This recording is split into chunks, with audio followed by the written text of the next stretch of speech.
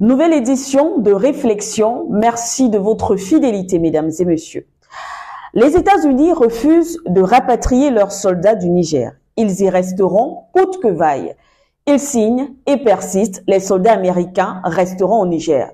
Mais comment comprendre cela alors qu'il y a encore quelques jours, les États-Unis ont pris position et ont jugé le nouveau pouvoir de Niamey d'illégitime.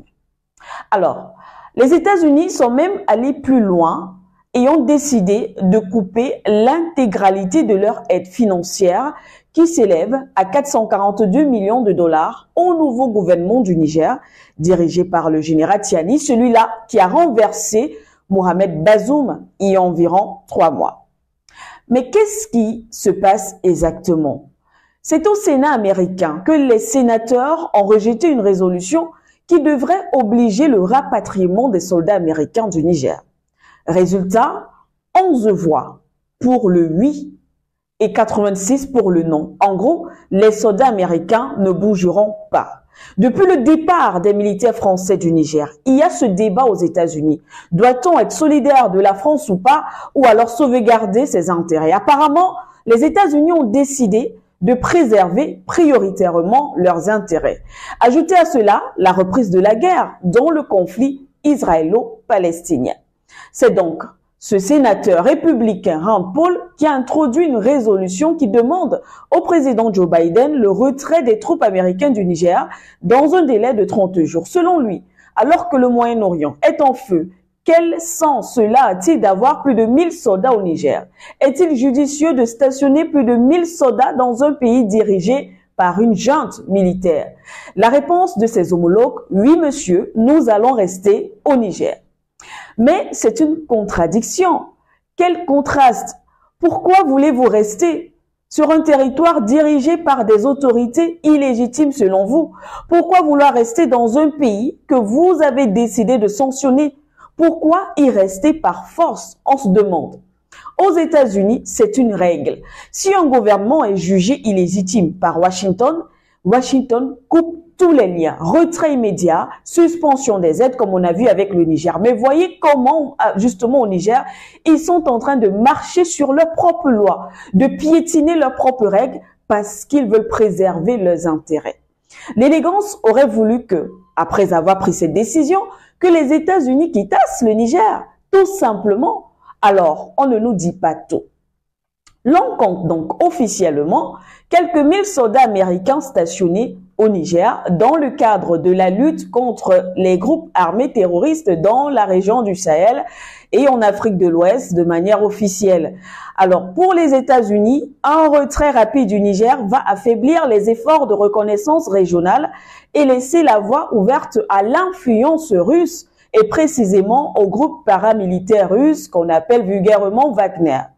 Pourquoi le Niger est donc si stratégiquement important pour les États-Unis?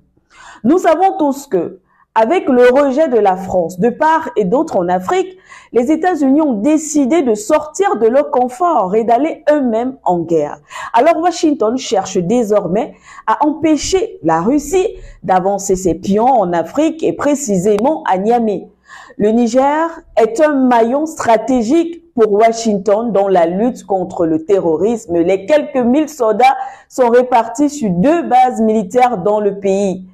Agadez est aujourd'hui la 2e base américaine sur le continent.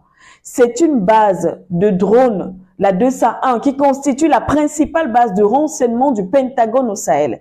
Elle a, selon les informations, une superficie de plus de 25 km². La base est la 2e plus grande base américaine sur le continent derrière celle de Djibouti. Elle est aussi équipée de drones armés, les MQ-9, Reaper et d'avions de transport C-17. Les forces américaines sont déployées au Niger, à Agadez, comme on l'a dit, à Niamey. À partir de là, donc, elles ont une belle ouverture sur le Mali et le Burkina Faso. À côté de cela, les soldats américains sont également déployés sur la base aérienne 101, non loin de l'aéroport international de Niamey-Diori-Amani. Vous comprenez donc, justement, la stratégie. Sous la présidente de Mahamadou Issoufou et celle du président Bazoum, le Niger a été un bastion important pour la présence militaire française et américaine dans le Sahel. Mais depuis le renversement de M. Bazoum, l'arrivée du général Tiani à la tête du pays, ces pays sont mis à mal pendant que Moscou est accueilli là-bas à bras ouverts et dans les pays voisins. Aussi, Washington n'était pas que présent militairement au Niger, son aide, entre guillemets, sous les anciens gouvernements se chiffre à plusieurs centaines de millions de dollars. Dans une tribune au Washington Post, Mohamed Bazoum rappelait justement que le budget de l'État nigérien dépend à 40% de l'aide extérieure. Vous voyez un peu. La question est alors de savoir si le Niger va aussi tourner le dos aux États-Unis, surtout qu'après ces sanctions américaines, on n'en sait encore rien. Jusque-là, en tout cas, Niamey n'a pas encore véritablement réagi. Pourtant, de l'avis de certains analystes, Niamey est en position de force et pourrait également, tout comme avec la France, demander le retrait des soldats américains sur son territoire.